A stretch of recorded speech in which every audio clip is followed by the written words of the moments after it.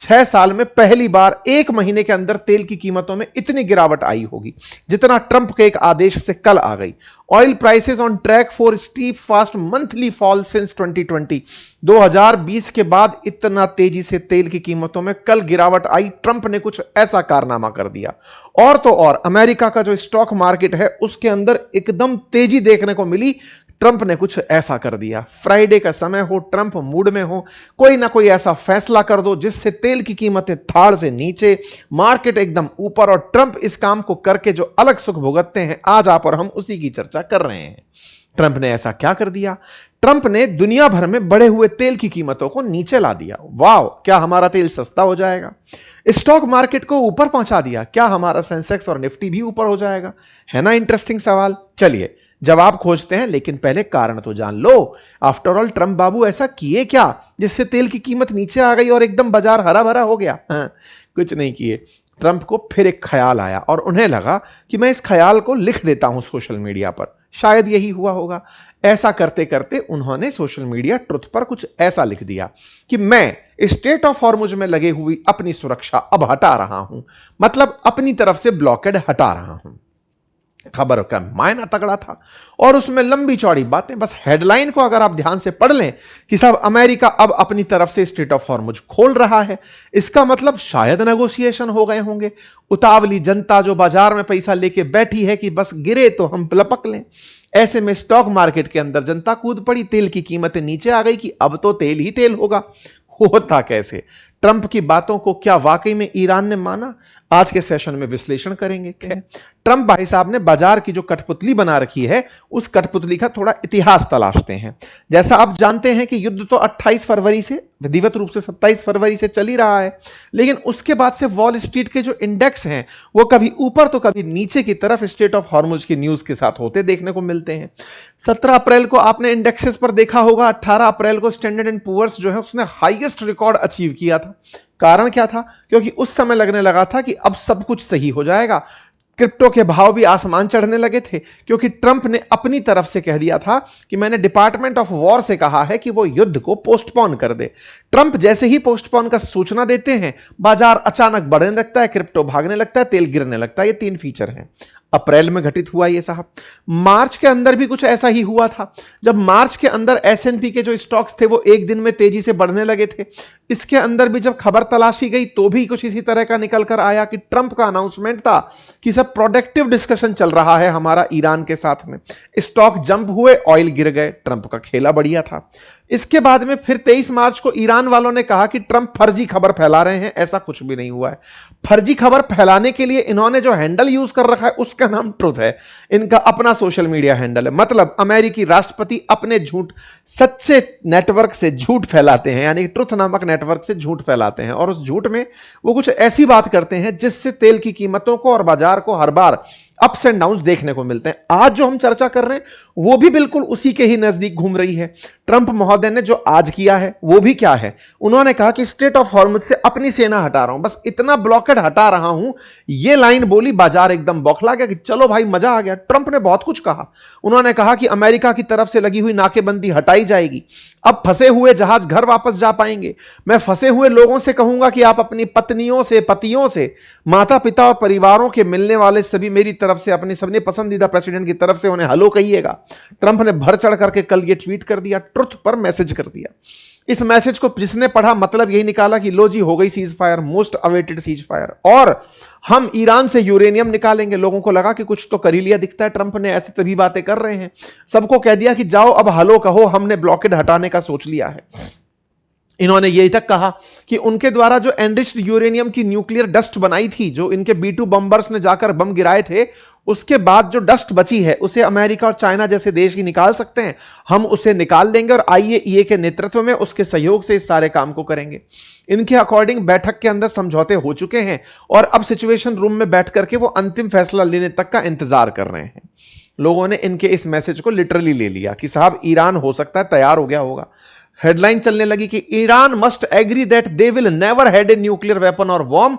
I will be meeting now in the situation room to make final determination. भाई साहब कल इन्होंने जैसे ही ये लाइन लिखी उसके बाद तो साहब मजे ही आ गए। अब कारण यह था कि यह बात का इतना महत्व क्यों था, क्योंकि इन्होंने एक कबूतर छोड़ा हुआ है। असल मायने में अमेरिका का संदेश लेकर के कबूतर उड़ते हैं, आसिम मुनीर के रूप में पहुंचते हैं, मोहसिन नकवी के रूप में ईरान पहुंचते हैं, वहां से सूचनाएं लाते हैं, इशाक डार नाम का एक और कबूतर उड़ाया जाता है जो अमेरिका जाता है। इन दिनों पाकिस्तानियों का असली खर्चा तो हवाई जहाजों में हो रहा है कि चलो भाई हवाई जहाज का पैसा तो मिलेगा। इधर से ईरान को गए, सूचना लाए, इधर से सूचना लेकर के इशाक डार को अमेरिका पहुंचाए। ये पहुंचाए तो सूचनाएं कुछ इस प्रकार से आई कि अच्छा पाकिस्तानियों मान गए क्या तुम लोग भी अब्राहम अकॉर्ड साइन करने के लिए। पाकिस्तानियों का काम चल रहा है बढ़िया से कि चलो इधर से मध्यस्थता करने निकले हुए हैं। ये जो तस्वीरें हैं ये इसी बात की तो बानगी हैं। तो इनके आते ही लोगों को लगा कि संदेश आ गया है, समझौता होने वाला है। सारी सिचुएशन जैसी बनती है ये आदमी बाजार से खेल जाता है। सेक्रेटरी रूबियो के साथ उनकी कल ही मुलाकात थी और कल ही ट्रंप का ट्वीट था। ये देख लीजिए इशाक डार से बातचीत। भाई बिचौलिया आया है ना, ये बिल्कुल बिचौलिया उधर से बातचीत करके हम तक लेकर आया, तो चलो बात मान लेते हैं। बात निकलकर यह भी आती है कि साहब इस शांति के बीच में $300 बिलियन तक के इन्वेस्टमेंट का प्लान अमेरिका कर रहा है, ईरान के अंदर कर रहा है वो भी, कि साहब हम युद्ध खत्म होते ही $300 बिलियन तक का इन्वेस्टमेंट करेंगे। कुल मिलाकर के ये सब बातें ही थी, ये सब बातें ही रही। ऐसा कैसे हुआ? जो स्ट्रेट ऑफ हॉर्मुज खोलने का ट्रंप का दावा था वो खुली नहीं। क्यों नहीं खुली? क्योंकि ट्रंप ने तो कह दिया कि साहब अब हटाई जाएंगी माइंस यहां से जो पानी के अंदर डाल रखी हैं। लेकिन क्या ईरान ने ऐसा कुछ कहा? ट्रंप का कहते ही बाजार को जो हाल देखने को मिला, खुशियां देखने को मिली, उसके ऊपर ईरान की क्या प्रतिक्रिया रही? ईरान की प्रतिक्रिया सुन लो साहब, कल की ही है। No negotiation have taken place at this stage. मतलब इधर तुम कह दे रहे हो रात को बेचारा बाजार पगला जा रहा है, ईरान वाले रेस्पॉन्स दे रहे हैं इससे पहले तो बाजार उठ जा रहा है। फिर से the US government in the mist of negotiation several Iranian individuals and companies are asked run to open Strait of Hormuz unconditionally. कौन कह रहा है इनको? बोले लॉजिक नाम की चीज कौन सिखाता है इनको? ईरान ने साफ साफ मना कर दिया। मतलब एक तरफा चालोरे हो रखा है। ट्रंप की जो बातें, इधर ईरान ने इनको और घोंचे करने के लिए काम कर दिया कि सुनो तुम्हारी बात तो ठीक है, कल परसों तुम ओमान को धमकाए थे, हम ओमान का साथ देने की बात कर रहे हैं। लो जी, ओमान को और साथ दे दिए ईरान वाले। ईरान वाले फुल फ्रंट पर खेल रहे हैं कि ट्रंप तुम अपने दिमाग में पहले थ्योरी बनाओ कि हां मैंने सब नेगोशिएशन कर लिए हैं, अनाउंसमेंट वन तरफा कर दिया, दूसरी पार्टी का कोई लेना देना ही नहीं है, चल क्या रहा है हमें समझ ही नहीं आ रहा है। ईरान ने ओमान से कहा कि भैया डरो मत, यह आदमी केवल हौंकता है, कुछ हो नहीं रहा है। इन्होंने अपनी तरफ से, गालिबाफ ने भी लिखा, we seize concession not through dialogues but with the missile and negotiation we merely make them understand we have no trust in guarantee or words, only actions are in the measures, no action will be taken before the other side act। बोले हम केवल बातों में नहीं चलते, कोई action अब तक हुआ ही नहीं है। तो भाई फिर से चूना लगागा ये तो। इस बीच में यूके यूएस ने जो है पूरी तरह से वार्निंग जारी की है कि स्ट्रेट ऑफ हॉर्मुज के अंदर जो मेजर ऑपरेशन है उसकी तैयारी की जाए। क्यों मेजर ऑपरेशन की तैयारी की जाए? क्योंकि साहब इनको अब यहां पर ऑलरेडी पता है कि बहुत सारी माइंस ईरान बिछा चुका है।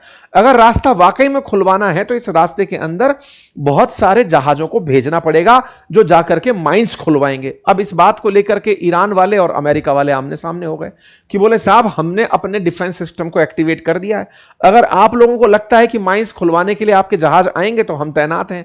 तो भाई साहब फिर से यहां पर कासिम जो इनका आइलैंड है, असल में क्या है ना कि स्ट्रेट ऑफ हॉर्मुज में 7 आइलैंड है जिनके माध्यम से ईरान कंट्रोल करता है इस रास्ते में। तो कासिम आइलैंड पर इन्होंने डिफेंस सिस्टम बना रखा है। तो बोले हमने उसको एक्टिवेट होते हुए देख लिया है। हालांकि इस बारे में पूरा डिस्कशन हमने अपने डिप्लोमेटिक डेस्क में बहुत अच्छे से किया है कि कैसे इन लोगों ने ट्रैप में फंसा रखा है दुनिया को, आप जरूर देखिएगा। एनीवे, तो कुल मिलाकर के बात ये निकल कर आती है साहब कि ये जो आइलैंड्स हैं, खर्ग है, लवान है, लेसर तर्ब है ना, ग्रेटर तर्ब है, हैनगाम है, लराक है, हॉर्मुज है, कासिम है, इनका पूरी तरह से इन्होंने यूज कर रखा है ईरान वालों ने कि अमेरिका वालों निकल के दिखाओ।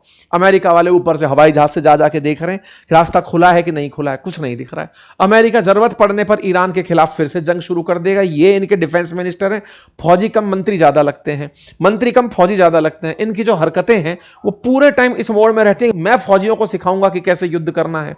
इनके अंदर का जो एग्रेशन है, डिफेंस को नहीं डिपार्टमेंट ऑफ डिफेंस नहीं डिपार्टमेंट ऑफ वॉर कहेंगे, हम सुरक्षा नहीं हम हमला करते हैं। बिल्कुल नेक्स्ट लेवल क्रेजी आदमी। और ये जो क्रेजी आदमी है इन दिनों भाषण देता घूम रहा है। उधर ट्रंप कह रहे हैं कि समझौता हो रहा है, ये कह रहे हैं कि हम तो तैयारी कर रहे हैं युद्ध की।